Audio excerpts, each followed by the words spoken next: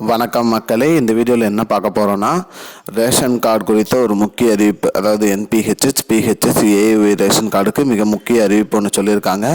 அது என்ன அப்படிங்கிறத பற்றி தான் இந்த வீடியோவில் பார்க்க போகிறோம். நம்ம சேனலுக்கு யாராவது புதுசாக வந்திருந்தீங்கன்னா மறக்காமல் நம்ம சேனலை சப்ஸ்கிரைப் பண்ணி பெல் ஐக்கானை கிளிக் பண்ணி வச்சுக்கோங்க.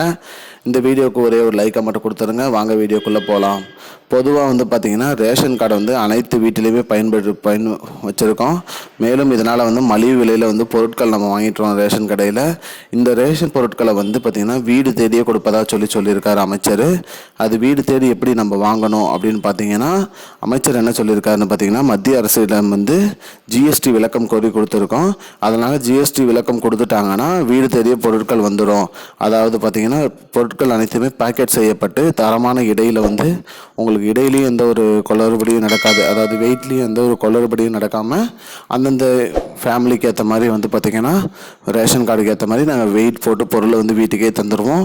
இது மத்திய அரசிடம் பேசி கொண்டு இருக்கிறோம்னு சொல்லியிருக்காரு.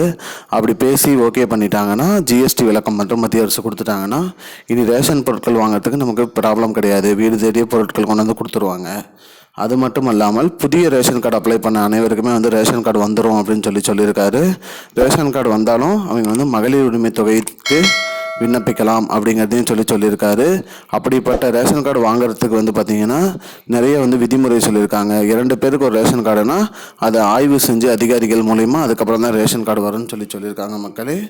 மேலும் கேஸ் சிலிண்டர் அட்டை தனியாக வச்சுருக்கணும் மற்றும் இபி பில் செப்பரேட்டாக வச்சுருந்தா தான் புது ரேஷன் கார்டு கொடுப்பதாகவும் சொல்லியிருக்காங்க. இதுதான் மக்களே இப்போதைக்கு முக்கியமான பயனுள்ள தகவல். இது போன்ற பயனுள்ள தகவலை தெரிஞ்சுக்கொள்ள நம்முடைய சேனலை மறக்காமல் சப்ஸ்கிரைப் பண்ணி வச்சுக்கோங்க. இந்த வீடியோ உங்கள் ஃப்ரெண்ட்ஸ் அனைவருக்கும் ஷேர் பண்ணிவிடுங்க. நன்றி மக்களே. இன்னொரு வீடியோவில் சந்திப்போம். I don't understand your jokes, man. Because it's not a joke. முன்ன பின்ன தெரியாத ஒரு பையனுக்காக விடுற அந்த மனசு இருக்க, அதான் கடவுள்.